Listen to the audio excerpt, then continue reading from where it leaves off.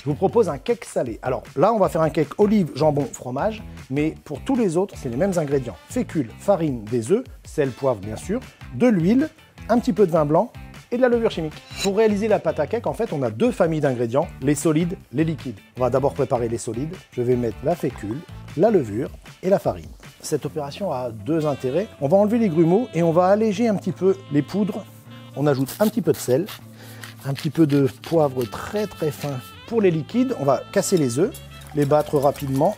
J'ajoute le vin blanc et on va ajouter un petit peu d'huile. On va maintenant incorporer le liquide dans le solide petit à petit. La pâte à cake est prête. On va maintenant la laisser reposer à peu près une demi-heure au frigo avant d'incorporer la garniture. Pour préparer la garniture du cake, très simple. Pour mes olives noires, je les mélange à la farine. C'est utile pour toutes les garnitures un petit peu humides et un petit peu lourdes. Mes olives sont prêtes et en fait, comme elles sont empesées de farine, elles vont se coller dans la pâte et ça va les empêcher de descendre jusqu'au fond. Je vais maintenant incorporer mes garnitures dans la pâte. Pour éviter de trop mélanger, je mets toutes mes garnitures d'abord. Alors le jambon, vous pouvez prendre soit des cubes, soit des tranches, c'est vous qui voyez. Le fromage. Mettez toujours du fromage dans le cake parce qu'en fait ça apporte de la souplesse, ça apporte de l'onctuosité et en cuisant, ça va faire quelques fils qui vont vous assurer la structure du cake. Dans mon moule chemisé, je verse la pâte. Mon cake est prêt à être enfourné, le four est préchauffé à 180 degrés. Je vais l'enfourner pour 6-7 minutes et ensuite je ferai une petite opération pour me permettre de bien développer. Bien évidemment, le cake n'est pas cuit, mais là, après une petite dizaine de minutes, je vais juste l'entailler sur la surface et je le remets tout de suite au four, 35 minutes à peu près à 180 degrés. Ça y est, le cake est cuit, on le laisse refroidir un petit peu.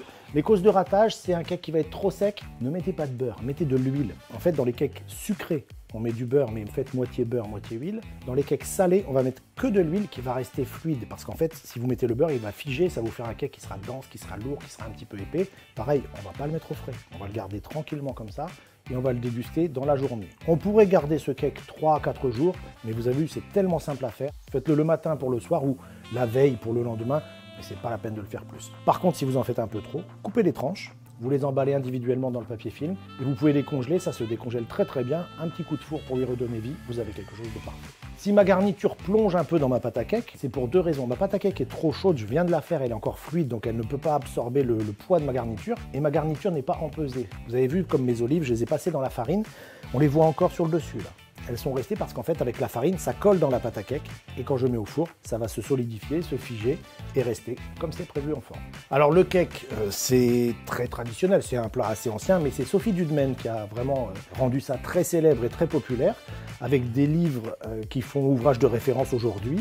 Et en fait, elle s'est lancée dans la préparation de cake. Et alors, c'est pas du tout un cake salé, mais elle a un cake qui est extraordinaire. C'est du sucré avec juste une tablette de chocolat au milieu et on le déguste tiède. C'est vraiment très bon. Donc vous avez le cake salé, mais vous pouvez aussi faire les cakes sucrés.